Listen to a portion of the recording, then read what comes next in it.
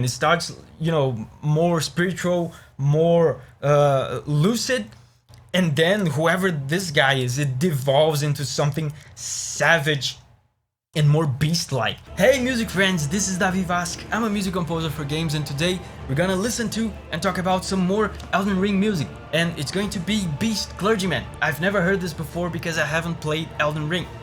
Let's go!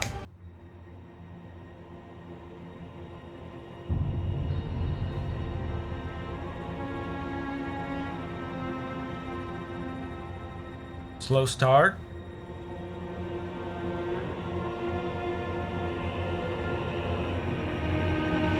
Whoa! There's some very low bass voices.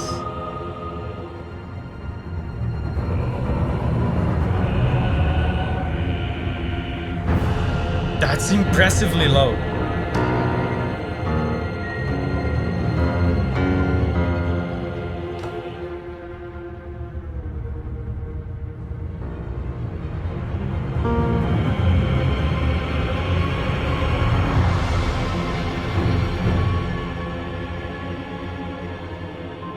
Wow, very interesting so far.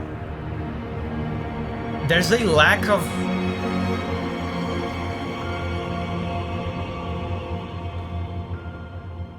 of rhythm to this. It feels like it's up in the air.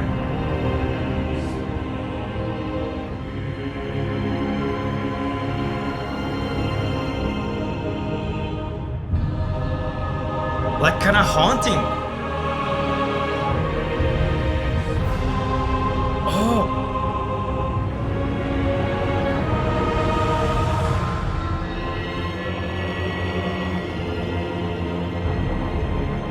And there's some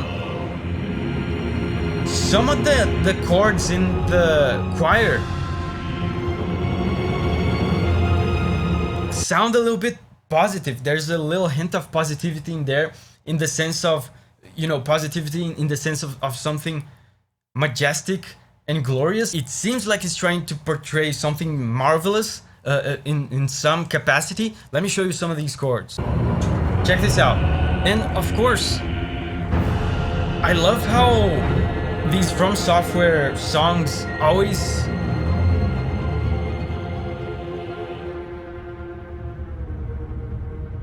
manage to have such descriptive titles. Beast Clergyman, even without knowing what this is about.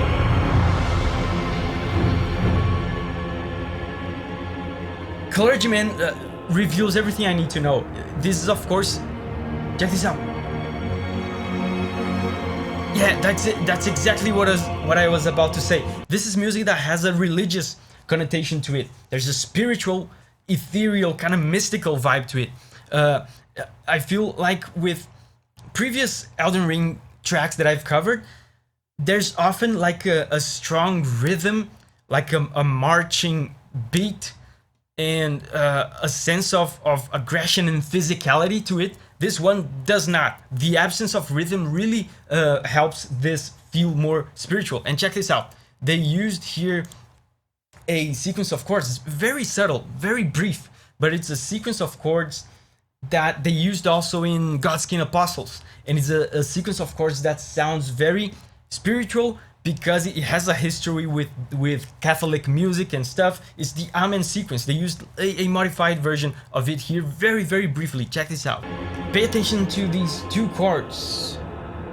Here they come.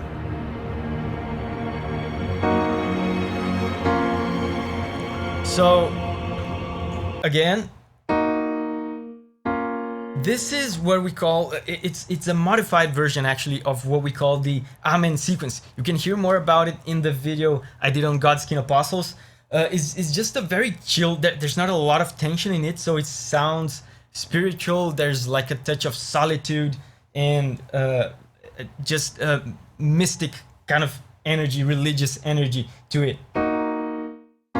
And they're using it very briefly here. And again, the name of the track is Beast Clergyman, so of course they're trying to depict something kind of mystical and spiritual. But it's interesting how they're being... Look at this happy chord, just a straight straight up happy chord, but very brief. It's what I was going to say. They're being very subtle about this positivity that they are expressing.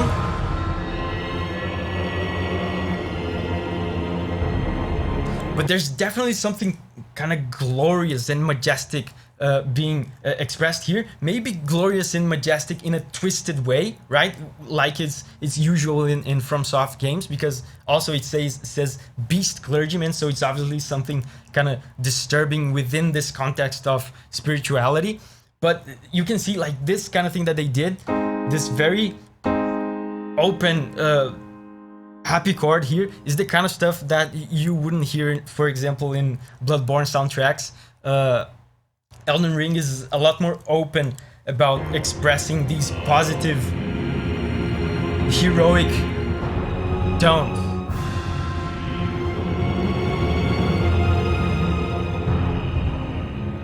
And this chanting, man, the voice is so low-pitched.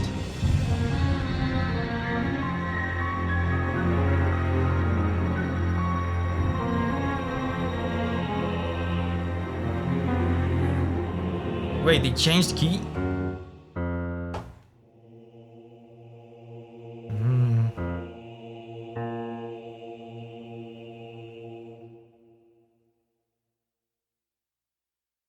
Wait, is it second phase already?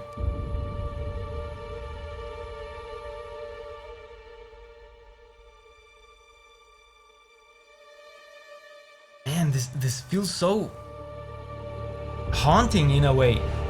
There's no punch to it, and that's interesting.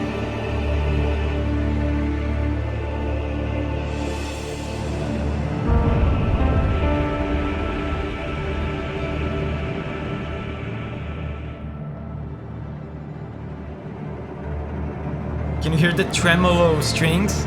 This, do you know how they do that? This sound in the strings?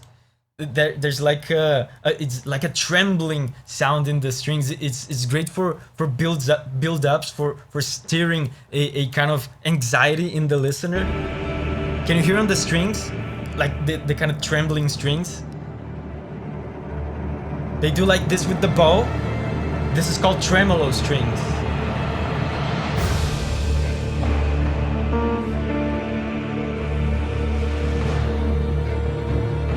So they changed the key here, they raised the key, which is of course common for second phases, right? To raise the key, to increase the stakes, to increase the excitement. I'm expecting for this second phase, I assume it's the second phase, I'm expecting some kind of melody, maybe some kind of chant like they had in Godskin Apostles.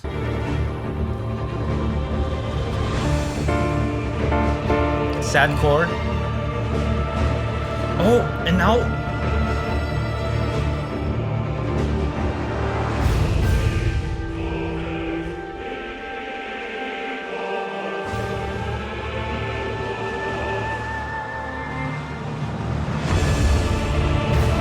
the physicality is here now. Now they're bringing in the violence. Listen to the percussion. There's a march energy to it now.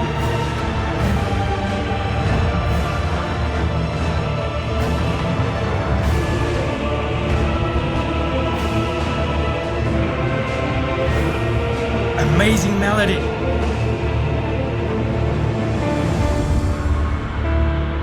Okay. So, man, this is very interesting. Yeah, that was to be expected. They start the fight in the first phase with something very spiritual, not a lot of rhythm and not a lot of physicality, not a lot of punch, and then they bring in the punch in the second phase. The interesting thing about this part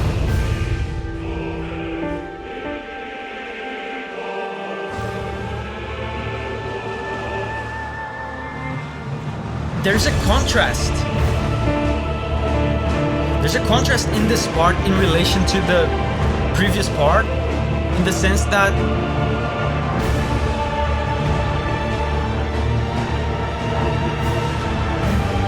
Listen to the percussion, how heavy it is.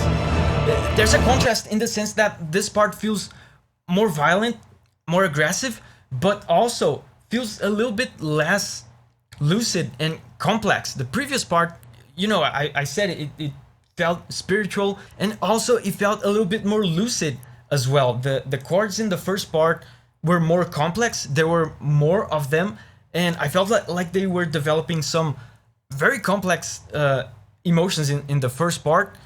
But in the second part, it feels like it devolved into something that feels a little bit more simplistic, like it's just brutality dressed up in this religious clothing, right? Because there's the choirs and there's the orchestra, so there's this religious spiritual clothing to it, but it feels so repetitive and single-minded, and this is me putting on my tinfoil hat now. Maybe this is like a reverse Ludwig situation. Remember Ludwig? Ludwig started chaotic and regained his humanity, his conscience, and the song became more intelligible, right? More human. In this, the song being called Beast Clergyman, I wonder if it's the opposite.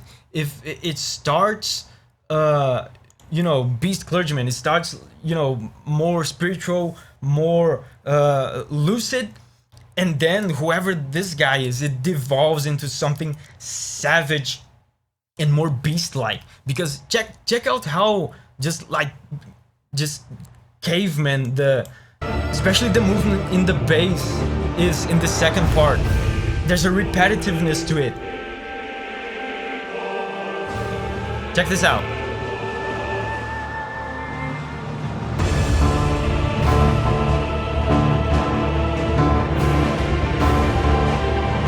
It just keeps hammering this.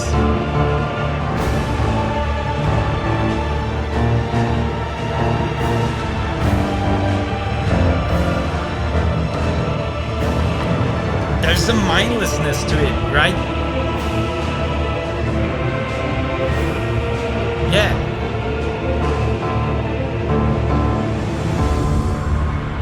Yeah, and then it resolves here in the sad chord. A pretty clear, strong resolution.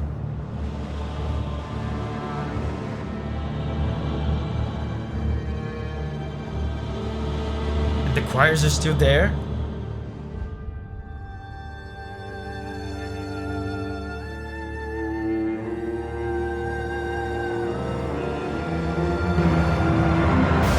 Oh!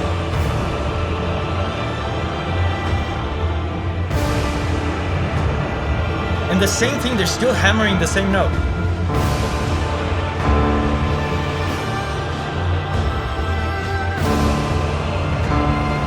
That's fascinating.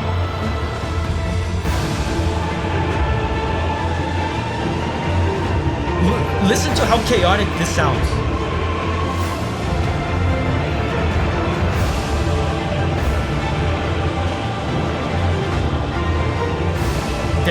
There's an anger to it. There's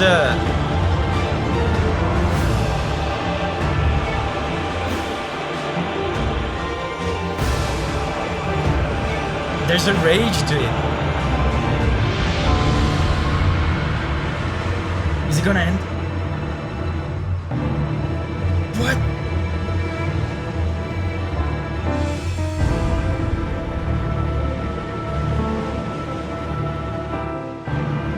Oh my god, are they gonna end on this chord?